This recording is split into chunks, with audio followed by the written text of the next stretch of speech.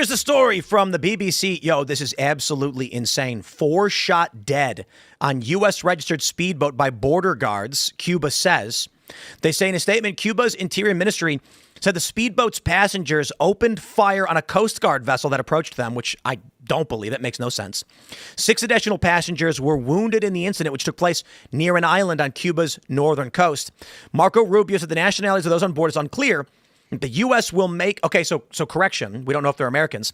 U.S. will make determinations based on the facts. Right now, we're still gathering facts. He said the boat was not carrying U.S. government personnel. Cuba's government said it did not know the identities of those on board the vessel, nor what it was doing in the area, and that an investigation has been launched to clarify the event.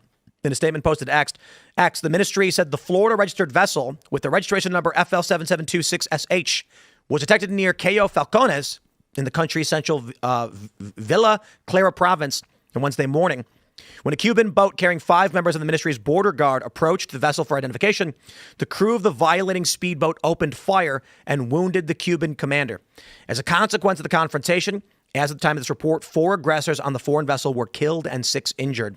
Those who were injured were evacuated. Now, the important context here is also this.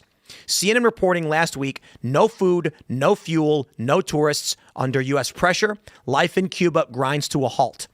Since we seized back, that's an important thing to understand. Since we seized back our oil assets from Venezuela that were stolen from us, even though we had a treaty in 2009, okay, this is an important, I'm going to say it again. We had a bunch of oil investments in Venezuela. We had a treaty. We were doing peaceful trade. And the commie government came in and stole all our stuff, and we didn't do anything about it. That pisses me off. Since we took it back, Cuba's not getting the free energy from Venezuela they were before. Now they're in trouble. So when you hear a story like this, you have to wonder what really happened. That being said, I will stand corrected. I thought it was Americans. We don't know. I would say there's a decent probability, surprise, surprise, these could be drug runners operating in a U.S. boat. And when the Cubans approach them, they think, oh, crap, what do we do? Maybe. We're not entirely sure. But the big concern, I think, here is the animosity between Cuba and the United States since the Venezuela operation is bubbling up. It's getting pretty intense. So that's why my immediate assumption was a U.S. speedboat was driving around and the Cuban National Guard just killed them. But we don't know for sure. This, guys, to be honest, if they came back and said, actually, it was a bunch of Venezuelan narco drug guys on a speedboat selling drugs, I'd be like, it is Rumble wallets. Guys, you're tired of people banning you, blocking you, shutting you down?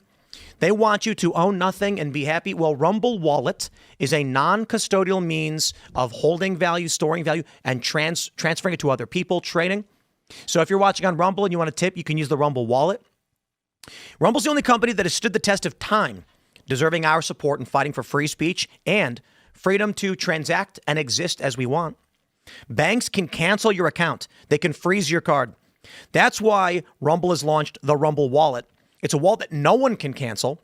Supporters can use to instantly tip creators like us here at Timcast without any middleman taking cuts. You control your money, not a bank, not a government, not a tech company, not even Rumble can touch it. It's yours, only yours to protect your future and your family.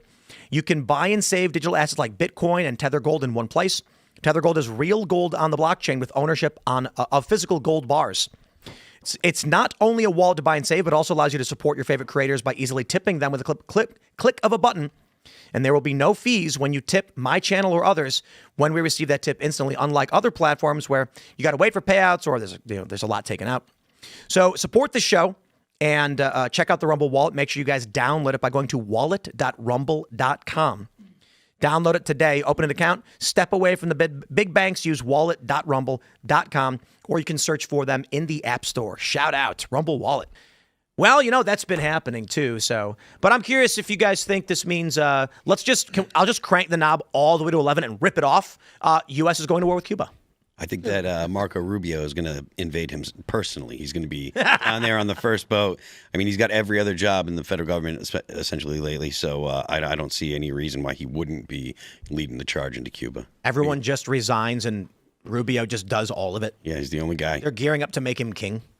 That would be so based. Imagine IRL from Havana next year. The king of Cuba or the king of the United States? King of Cuba. King of Cuba. You know what I like about Cuba is that it's frozen in time.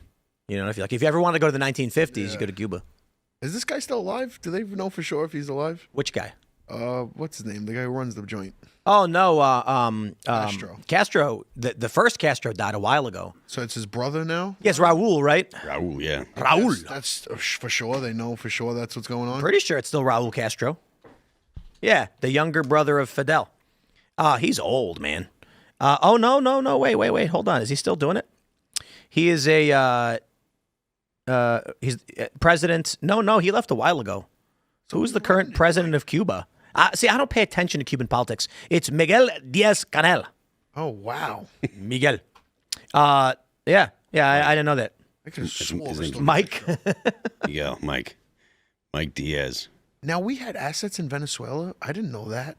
Yeah. So Pretty like I'm like an average American that doesn't have all this information. this is fantastic. This let is me perfect. Let me learn you something We here. have a military base on Cuba, or a jail Right. rather. In Cuba, But he's talking about I'm talking Venezuela. about Venezuela. I'm definitely not liberal, but what all these people were fighting for, that we just went in there and took their shit and just, So we had assets there, like it Yeah. was So originally ours. yeah, indeed. So here's the story. Venezuela's like the most oil dense.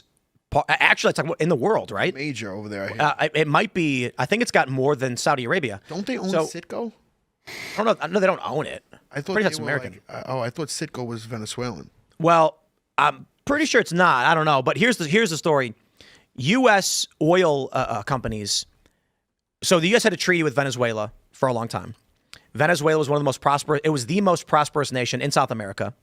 And our oil companies went there under our normal trade agreement and said, we're going to invest billions of dollars building oil refineries, bringing in oil tankers.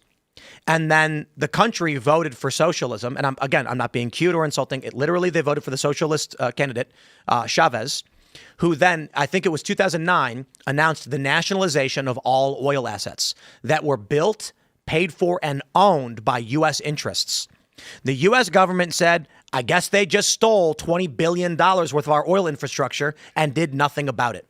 Then Venezuela started pumping that oil, burning down their economy with weird commie practices like mandating jobs that don't need to exist, and then using that oil to give to our enemies, largely to Cuba, but also they've been trading with China, Russia, Iran, etc. And that's just not public knowledge. It absolutely is. It's public knowledge if you want to look for it. Yeah. Guy like me who's working a union job ain't looking for that. So I just see Instagram, the blue hairs, they're really pissed about this Venezuela thing. Like blue hairs. You don't get that knowledge unless you kind of, and that sucks. And then what happens is when you talk to a conservative, they're like, yes, of course, I knew this. When you talk to a liberal, they're like, Trump's an evil dictator who's stealing stuff. Media doesn't inform people. No, it doesn't. Media stop. Like, there's no backstory. Even with, like, if you watch long form shows like this, you might get it, right? But if you're just watching, if you're an average person that gets, maybe an hour of news a week when you're making breakfast or you don't throwing, even get that anymore. drinking Now back. it's TikTok swipes, Yeah, Instagram swipes. You that's get true. 30 seconds of an hour show. And so you're, to your point, it is, most people don't realize the history with most of the things that are going on internationally. And believe me, most of the stuff the U.S. is doing when it comes to foreign policy and stuff, it's not been created in the past 6 months. I mean, the whole change of focus from Europe to South America, which, I mean, I'm not even sure if you know that's going on I right have now. no idea what So that means. the U.S. used to really be close with Europe. There's been significant changes in Europe, and not only the policies that Europe has, but also the makeup of Europe because of all the immigration from like the Middle East and from North Africa. And so the U.S. is looking at Europe and they're saying, well, they kind of don't really share our values. We're going to refocus our interests. We're going to refocus onto South America, and we're going to really kind of enforce the Monroe Doctrine. And I mean, most people don't even know what the Monroe Doctrine is. You're looking at a guy who don't know what the Monroe Doctrine is. James Monroe said that, we don't want Europe meddling in the affairs of our hemisphere. So basically the Western Hemisphere, North and South America, the U.S. is like saying, hey, Europe, keep your business in Europe and in Asia and stuff, and we'll keep our business here.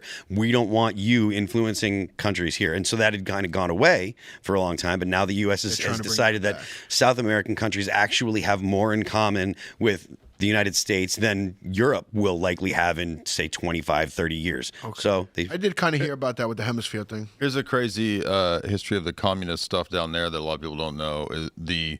When Che and Fidel were working together, they were actually guarding the oil fields for Standard Oil. They had a huge battle between them. They ended up falling out.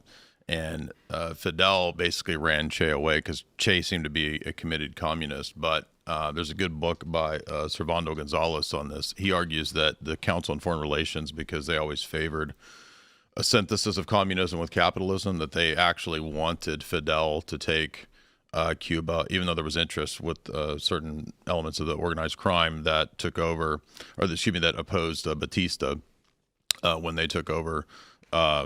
So basically, the organized crime, the CIA, they wanted resorts in Cuba, and that's what Godfather 2 is about. If you watch Godfather 2, Oh, really? they overthrow Batista, and Fidel comes to power.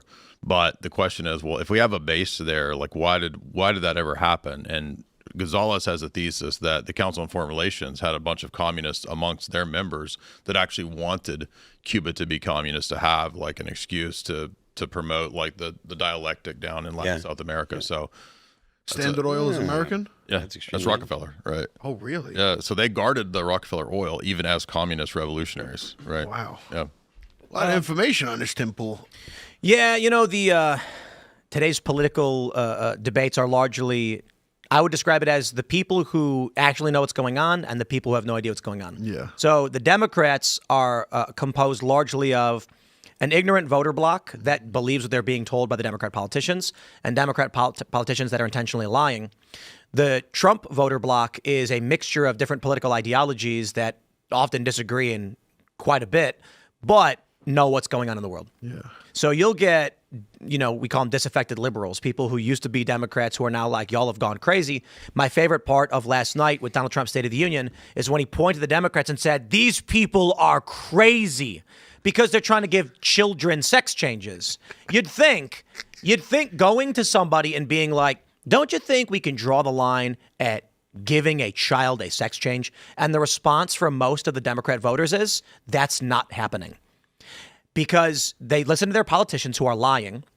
One of my favorite things, actually, I fact-checked this morning. I'll pull it up for you guys when we get into the CNN Trump State of the Union address. But Trump says, like, they want to kidnap your kids. He said they want to take your kids from your parents and then transition their genders without the parents' consent. There's a big piece of news right now where like 16 states are filing a suit saying we can't allow that to happen.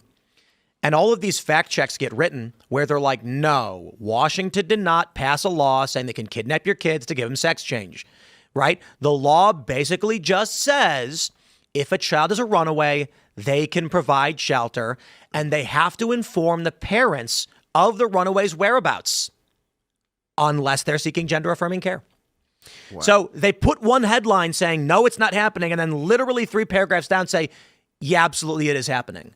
And so I just got to say, bro, I don't care if you're a communist where you're literally like, we should seize all of the means of production. We call this the dirtbag left. They just go, yeah, but the weird thing the Democrats are doing with child sex changes, like, and the woke stuff, nah, none of that. If you're like economically far left, socialist, communist or whatever, but you're not violent and all you do is have cordial debates, that we're friends. Yeah. Totally friends. If you're going around saying you want to give kids sex changes or whatever, then I'm going to be like, you're just a lying psychopath. Evil. Yeah, it's lunacy. Absolutely insane. But I know Elaad wants to invade Cuba, so I was going to say, let's get conspiratorial for a second and have some reckless speculation. I think one could argue that this may have been an operation to try to do something in Cuba. I don't see people trying to smuggle drugs from the United States into Cuba. It wouldn't be very lucrative for the drug dealers. Right, but let me address that. You're saying, to clarify, a U.S.